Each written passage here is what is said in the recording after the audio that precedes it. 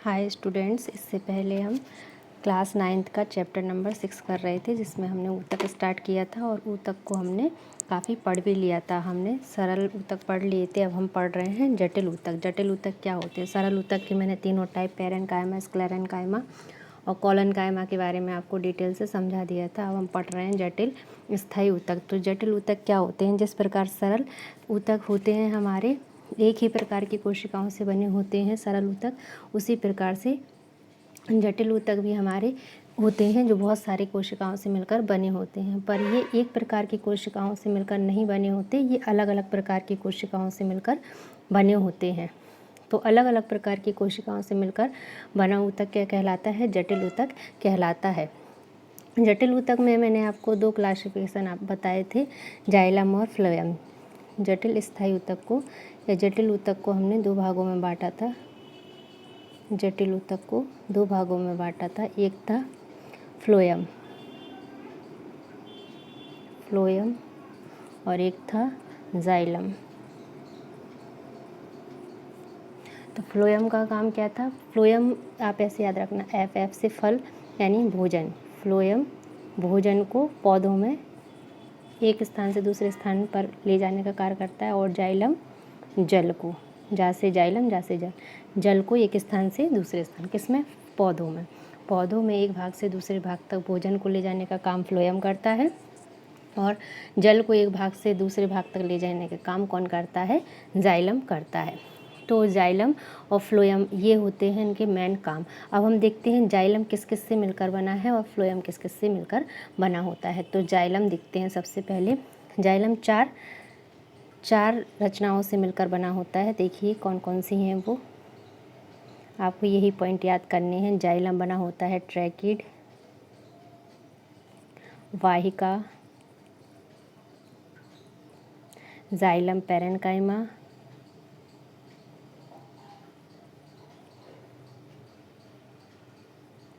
काइमा, और एक और होता है जाइलम फाइबर।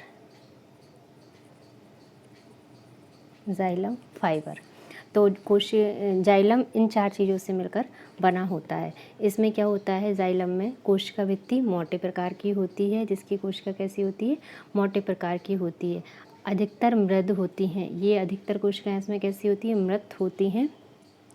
ट्रैकिड और वाहिकाएं, जो ट्रैकिड और वाहिकाएं हैं ये कैसी होती हैं? नलिकाकार शेप में होती हैं, जो क्या है? जल को परिवहन में मदद करती हैं। इसके कार्य क्या क्या लिखेंगे आप? तो इसमें चार संरचनाओं को आपको याद करना है, ट्रैकी, वाहिका, जाइलम पैरेन्काइमा और जाइलम फाइबर। इसमें से ट्रैकिया या ट्रैकिड और वाहिकाएं कैसी होती हैं? नलिकाकार होती हैं, जो जिनका काम क्या है? इन नलिकाओं में से ही होकर जल जड़ों से पत्तियों तक जाता है। और हाँ, जल का संवहन कैसे होता है? ऊपर, नीचे से ऊपर की ओर, ऊर्ध्वाधर बोलेंगे जिसको हम। तो जड़ें नीचे रहती हैं, तो नीचे से जड़ से पानी कहाँ जाता है? पूरे पौधे में जाता है, तो ऊपर की ओर ये ले जाती हैं। ट्रैकिड और वाहिका की सहायता से ऊपर की ओर चला जाता है। इसके कार्य पूछेगा कोई, जैसे एग्जामिनर, तो आप क्या लिखोगे उसमें? कार्य क्या होते हैं? इसका जल एवं खनिज लवणों का संवहन करता है, जो कैसा होता है? ऊर्ध्वाधर दिशा में ऊपर की ओर होता है। और पैरेन्काइमा में भोजन का संग्रहण किया जाता है। जो पैरेन्काइमा होता है उसमें क्या होता है? भोजन का संग्रहण होता है। और फाइबर यांत्रिक सहायता प्रदान करते हैं। तो देखो हमने सारे जो चार अवयव अभी आपको लिखवाए थे, उन चारों का काम आपको बता दिया है क्या क्या है। इसमें देखो ट्रैकिड या वाहिका, जाइलम पैरेन्काइमा और जाइलम, देखो ये लिखे हैं सारे नाम इसमें आप देखोगे। तो इसमें से मैंने ट्रैकिड और वाहिका, इन दोनों के काम क्या हैं? ये नलिकाकार होती हैं और जल को ले जाती हैं। दूसरा बताया मैंने पैरेन्काइमा या जाइलम पैरेन्काइमा क्या करता है? भोजन का संग्रहण करता है। जो पैरेन्काइमा है ये क्या करता है? भोजन का संग्रहण करता है। और जो चौथा है हमारा जाइलम फाइबर क्या करता है? यांत्रिक सहायता देता है। जो फाइबर होता है, फाइबर रेशे, उसका काम क्या है? पौधे को यांत्रिक सहायता देना। तो आपको सिंपल कुछ नहीं करना। जाइलम का मेन काम क्या है? वो जल का स्थानांतरण करना पौधे में। उसमें चार संरचनाएं पाई जाती हैं, ट्रैकी, वाहिका, जाइलम पैरेन्काइमा और जाइलम फाइबर। और चारों के अलग अलग आपको काम याद रखने हैं। ट्रैकी और वाहिका का नलिकाकार होती हैं और जल और खनिज लवणों का संवहन करती हैं। पैरेन्काइमा में भोजन का संग्रहण किया जाता है पैरेन्काइमा के द्वारा, और फाइबर यांत्रिक सहायता प्रदान करता है। तो इतना आपको इसमें याद रखना है, छोटा सा ही है ये। इसके बाद अब हम देखते हैं फ्लोएम। फ्लोएम में भी क्या है, मुख्य कार्य इसका आपको बता ही दिया। फ्लोएम का कार्य है भोजन को पौधे के विभिन्न भागों तक पहुंचाना, इसका मुख्य कार्य है फ्लोएम का। अब फ्लोएम भी 4 संरचनाओं से मिलकर बना होता है, जैसे कि अभी ये बना था इसमें भी 4 संरचनाएं। देखो फ्लोएम 4 प्रकार के अवयवों, चालनी नलिका फर्स्ट क्या है हमारी, चालनी नलिका, साथी कोशिकाएं, फ्लोएम पैरेन्काइमा, जैसे उसमें जाइलम पैरेन्काइमा था, इसमें फ्लोएम पैरेन्काइमा है, और जाइलम फ्लोएम रेशे या फ्लोएम फाइबर भी बोलते हैं, रेशों को इंग्लिश में फाइबर बोलते हैं। तो अब इनके काम क्या है, इसमें केवल जो होती है आपकी फाइबर रेशे ये मृत होता है, बाकी सभी जीवित होते हैं। जो फाइबर रेशे हैं वो मृत होते हैं, बाकी सारी संरचनाएं क्या होती हैं, जीवित होती हैं। तो चालनी नलिका छिद्रित भित्ति वाली नलिका सेल से मिलकर बनी होती है। जो चालनी नलिका है वो छिद्रित भित्ति वाली नलिका सेल से मिलकर बनी होती है। फ्लोएम रेशे मृत होते हैं और भोजन का संवहन करते हैं। तो इसमें फ्लोएम रेशों का काम क्या है, भोजन का संवहन करना। जैसे कि आपका था फाइबर जाइलम रेशे या जाइलम फाइबर का काम क्या था, यांत्रिक सहारा देना। इसमें क्या है, भोजन का संवहन करना। तो ये हो गए आपके कितने, फ्लोएम और जाइलम यानी जटिल ऊतक के दोनों प्रकार कंप्लीट। और देखते हैं इसमें पढ़ने के लिए क्या है, फ्लोएम जाइलम के असमान पदार्थों को कोशिका में दोनों दिशाओं में गति करा सकते हैं। फ्लोएम पत्ती में भोजन को पौधे के विभिन्न भागों तक पहुंचाता है। फ्लोएम रेशों को छोड़कर फ्लोएम कोशिकाएं जीवित कोशिकाएं होती हैं। किसको छोड़कर, फ्लोएम रेशों को छोड़कर बाकी सभी कैसी होती हैं, जीवित होती हैं। मीन्स क्या कह रहे हैं ये, फ्लोएम जो रेशे हैं वो कैसे होते हैं, मृत कोशिकाएं होती हैं, बाकी की सारी कोशिकाएं कैसी होती हैं, जीवित होती हैं। इसके अलावा भी एक और संरचना पाई जाती है जिसे कहते हैं एपिडर्मिस। पत्तियों में भोजन और जल का संवहन हमने देख लिया। अब एपिडर्मिस क्या होती है, पत्ती की ऊपरी लेयर को, जैसे कि ये पत्ती है, इसकी ऊपरी लेयर ये है, इसको कहते हैं अपर ऊपरी लेयर है जो क्यूटिकल की बनी होती है। इसमें क्यूटिन नामक एक पदार्थ बनाता है इसे, और जो क्यूटिकल कहते हैं, जैसे ऊपरी परत को क्यूटिकल कहते हैं। क्यों कहते हैं, क्योंकि ये क्यूटिन नामक एक पदार्थ से मिलकर बनी होती है। एपिडर्मिस क्या है, एक प्रकार की चपटी कोशिकाओं से मिलकर बना होता है। एपिडर्मिस क्या होता है, पत्ती की ऊपरी और नीची दोनों सतहों पर पाया जाता है। पत्ती के ऊपर एक पतली सी लेयर निकलती है, उसी को हम क्या कहते हैं, एपिडर्मिस कहते हैं। तो एपिडर्मिस का काम क्या है ये देखेंगे हम। तो एपिडर्मिस क्या करता है, पत्ती को सुरक्षा प्रदान करता है। ये क्या है, चपटे प्रकार की कोशिकाओं से मिलकर बना होता है। कुछ इस प्रकार की कोशिकाएं होती हैं ऐसी, ये चपटे प्रकार की कोशिकाओं से मिलकर बना होता है। इसके ऊपर क्यूटिकल पाया जाता है, यहाँ पर क्यूटिकल पाया जाएगा, तो जिससे क्या है, ये मुलायम मोम के जैसी रहती हैं, जिससे पौधे की सुरक्षा आसानी से हो सके। तो मरुस्थलीय पौधों में मोटी एपिडर्मिस होती है, जिससे वह जल की हानि को रोक सकते हैं।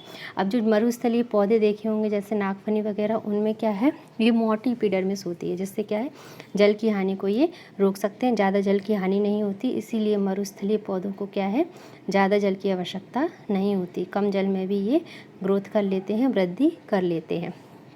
हमारा थर्ड पॉइंट है इसका, ऊपरी परत पर क्यूटिकल कहते हैं, जो क्यूटिन की बनी होती है। और इसके बाद आएगा हमारा पत्ती की ऊपरी परत को अपर एपिडर्मिस तथा निचली परत को लोअर एपिडर्मिस कहते हैं। पौधे जब मोटे होने लगते हैं तो एपिडर्मिस का स्थान स्थायी ऊतक ले लेते हैं। जैसे जैसे पौधे मोटे होते हैं तो एपिडर्मिस का स्थान कौन ले लेते हैं, स्थायी ऊतक लेने लगते हैं। और स्थायी ऊतक लेने लगेंगे तो क्या इसमें कोशिका वृद्धि रुक जाएगी। स्थायी ऊतकों में कोशिका वृद्धि नहीं होती, तो स्थायी ऊतक लेने लगते हैं और फिर छाल का निर्माण करते हैं। अब स्थायी ऊतक जितने होते हैं वो क्या करते हैं, छाल का निर्माण करते हैं, छाल बनने लगती है उनमें। मोटे पेड़ पौधों में आपने देखा होगा छाल होती है, तो वो क्या किसके कारण होती है, स्थायी ऊतक बनने लगते हैं और वो छाल का निर्माण करने लगते हैं।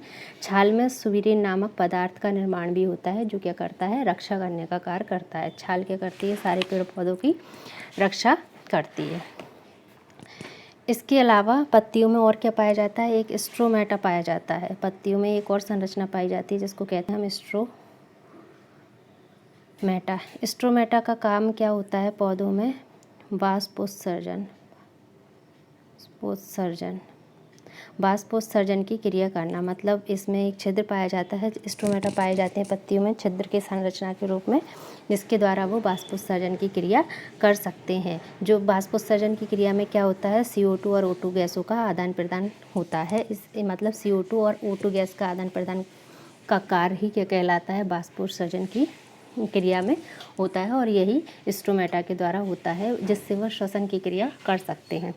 तो स्ट्रोमेटा के द्वारा क्या होता है, पौधों में गैसों का आदान प्रदान होता है, और वो गैसें कौन सी हैं, O2 और CO2। तो ये हो गया हमारा जटिल ऊतक पूरा कंप्लीट। एपिडर्मिस इसलिए थोड़ा एक्स्ट्रा पढ़ाया है क्योंकि इसमें से भी क्वेश्चन कभी कभी आ जाते हैं। तो ये हमारा कंप्लीट हो गया। इसके बाद नेक्स्ट टॉपिक है हमारा जंतु ऊतक। जंतु ऊतक का क्लासिफिकेशन भी मैंने पादप ऊतक के साथ में छोड़ दिया था, ये लिखवाया नहीं था जंतु ऊतक। तो जंतु ऊतक का पूरा क्लासिफिकेशन हम अभी करेंगे। 4 प्रकार के होते हैं जंतु ऊतक। एपिथेलियल ऊतक,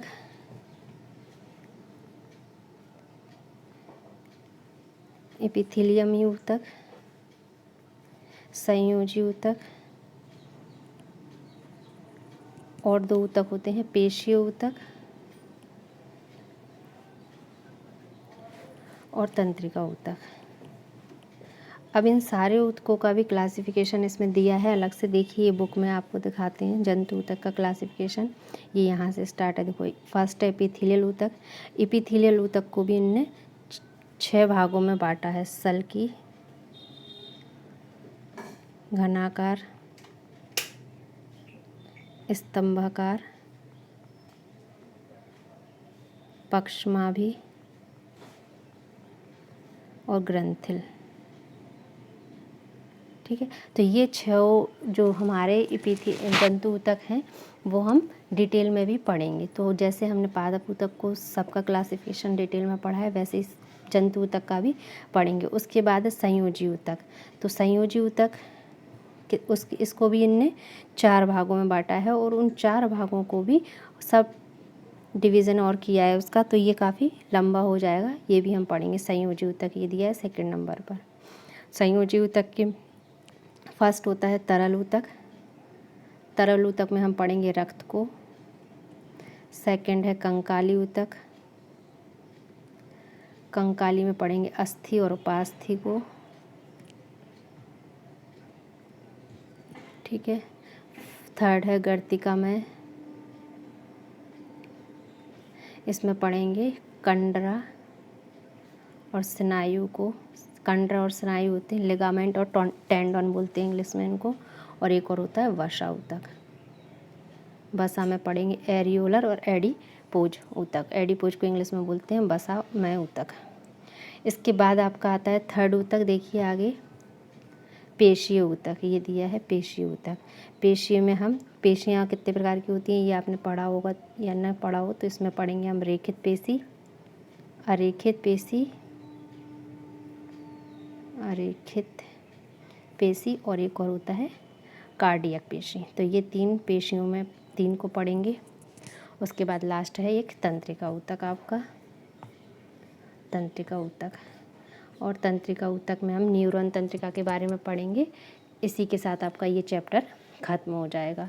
तो अभी ये क्लासिफिकेशन मैंने जनरली समझा दिया है, अपन इसको डिटेल में पढ़ेंगे। तो तंत्रिका ऊतक में आपको ज़्यादा कुछ नहीं पढ़ना। तंत्रिका ऊतक में मैं आपको एक तंत्रिका कोशिका, न्यूरॉन कोशिका के बारे में पढ़ाऊँगी। न्यूरॉन, जिसको तंत्रिका कोशिका भी बोलते हैं। तो इसमें ज़्यादा क्लासिफिकेशन नहीं है, इसमें हम एक ही पढ़ेंगे। और ये तंत्रिका कोशिका, तंत्रिका ऊतक में पढ़ने के बाद ये डायग्राम है उसका, तंत्रिका न्यूरॉन का, ये चैप्टर हमारा ख़त्म हो जाएगा। तो इसके लिए हमें क्या करना है, पहले सारे जंतु ऊतक का जो हमने क्लासिफिकेशन किया है वो डिटेल में पढ़ना है। तो सबसे पहले है एपिथेलियल ऊतक। तो एपिथेलियल ऊतक, चलो ये सारे ऊतक हम एक साथ में पढ़ते हैं नेक्स्ट वीडियो में। एपिथेलियल ऊतक को डिटेल में, और उसके 6 ये क्लासिफिकेशन है वो भी हम साथ में पढ़ेंगे। ये वीडियो पसंद आया हो तो लाइक और सब्सक्राइब ज़रूर कीजिए। Thank you.